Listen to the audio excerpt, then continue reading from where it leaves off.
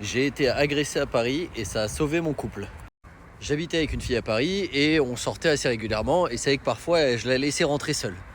Savoir que moi je viens de Lille et qu'à Lille, bon bah voilà, les gens ils rentrent chez eux tout seuls. À l'époque en tout cas, il n'y avait rien de dangereux. Et le truc c'est qu'une fois elle est sortie en boîte et que bah voilà, elle voulait rentrer à minuit. Moi j'ai envie encore de faire la fête, donc à l'époque je l'ai laissée rentrer toute seule. Et bien sûr elle m'a fait la gueule et c'était un peu, ça sentait la fin de la relation quoi. On n'habitait pas très loin, il y avait peut-être 10 minutes de marche et je me suis dit bon bah il n'y a rien à craindre parce que moi je venais pas de Paris donc je voyais pas trop les risques. Et vient le moment où moi je rentre de boîte du coup tout seul. Et là je croise deux mecs qui arrivent et qui commencent à me dire ouais est-ce que t'as une clope? Et moi comme d'hab je fais bah non désolé je fume pas. S'excuser quand tu fumes pas c'est déjà débile. Et là les mecs ils commencent à me dire ouais reste là reste là. Et moi j'étais vraiment le pas très gros à l'époque, j'étais vraiment tous maigrichons. Et ils commencent à venir, à me dire ouais vas-y file-nous ton téléphone. Et je me souviens moi j'étais tellement débile que je leur ai montré mon téléphone. Je leur ai fait regardez c'est vraiment de la merde, c'est un téléphone de merde. Je fais vous allez pas me prendre ça. Et au pire si vous prenez mon téléphone laissez-moi la carte SIM parce que c'est vraiment galère de récupérer tous les numéros. Bref j'étais dans un niveau de débilité extrême. Et les mecs qui regardent mon téléphone ils me le rendent en mode ouais c'est vrai c'est de la merde. Et ils commencent à me dire file-nous ta carte bleue et ton code. Et je refuse en mode je leur dis bah non, je vous file pas le code, pareil, vous allez tirer la blinde de thunes, etc. Et je sais pas pourquoi, parce que vraiment les mecs en plus ils étaient plus imposants que moi, mais je négociais. Et au final ils me disent bah viens on va au distributeur et tu vas prendre de l'argent pour nous quoi. Et je me souviens à un moment on croise un mec et les deux gars ils vont voir le mec en disant t'aurais pas du feu pour une clope etc. Et moi je fixais le mec mais vous savez un peu en mode comme si tu voulais faire passer un message en morse avec tes yeux. Je le regardais droit dans les yeux en mode tu vois bien que c'est pas mes amis, appelle quelqu'un pour me sauver. Le mec n'a pas réagi, il a filé une clope et du feu, il s'est barré. À un moment, il y a des pompiers qui passent sur la route, j'ai hésité à me jeter sur la route en mode aidez-moi. Bref, je savais pas quoi faire quoi. Donc on commence à marcher, c'était vers Plaisance, si vous connaissez un peu le métro à Paris.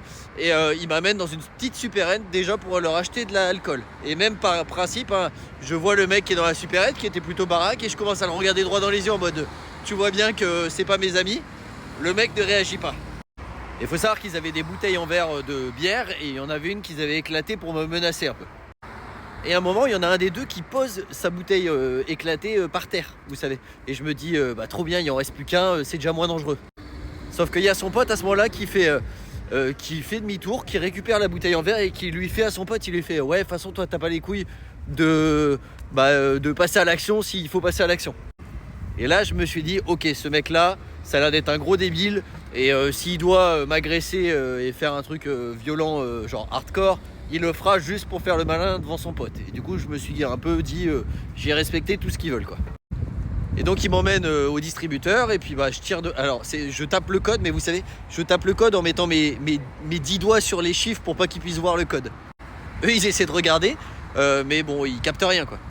Sauf que moi je suis tellement stressé que je me trompe 2 fois de code. Et je me souviens, le mec m'a dit si tu te trompes encore une fois, je te défonce la gueule. Et j'ai fait bon bah. Et du coup là j'ai pris mon temps et j'ai réussi à trouver le bon code. Et donc là bah il y a toute une liste avec une sélection des montants et autres montants. Et lui le mec il appuie sur le chiffre maximum qui était je crois 500 balles à l'époque. Alors qu'il aurait appuyé sur autre montant, il aurait pu tirer beaucoup plus quoi. Là du coup il tire de l'argent et il se barre et il me laisse le téléphone, il dit ouais t'as pas intérêt à appeler les flics.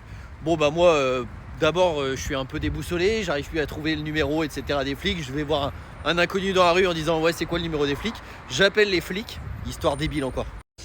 Et je les appelle et je fais ils me font ouais vous êtes fait agresser où? Donc je crois que je leur ai dit à Convention ou Plaisance, je sais plus quoi, ils me disent ouais alors là ça vous a redirigé sur le commissariat du 15e alors que c'est pour le 14e du coup attendez mais genre ça a pris un temps de ouf quoi alors que moi j'étais tout ça traumatisé comme ça en mode qu'est-ce que je vais faire?